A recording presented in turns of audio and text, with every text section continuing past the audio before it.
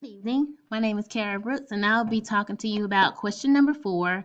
What kind of collaboration from the children's families might the principal and the teachers propose in order to improve the inclusive education program, encourage an appreciation for diversity, and stimulate learning for all the students at the school? Communication is always the key component to academic success. Collaboration should first begin with the IEP specialist and clarifying their role with the general education teacher. The question is, how effective is the communication of the IEP specialist with Sylvia? And has anyone ever observed her classroom to offer support on how she can facilitate learning in an inclusive setting? The principal should meet with parents along with the lead IEP specialist in order to share changes to inclusion and special needs students with specialist support. Parents can attend monthly parent meetings that include the lead IEP specialist.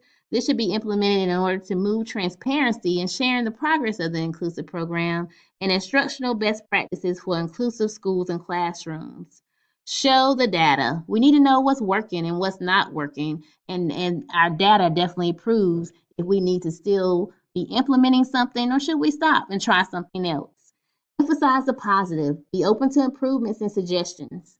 Communication quarterly regarding the inclusive and general education program, such as a newsletter and sharing about the inclusive teachers who serve in each classroom, perhaps a spotlight on the teacher or best practices.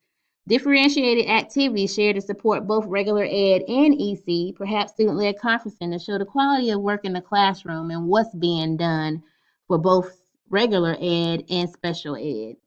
Parents can possibly volunteer in the classroom to support the general education teacher, but not necessarily to work with the IEP students.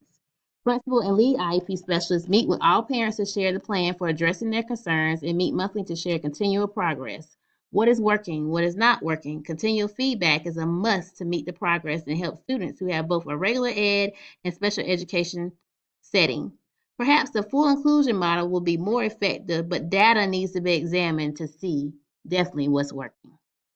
Thank you.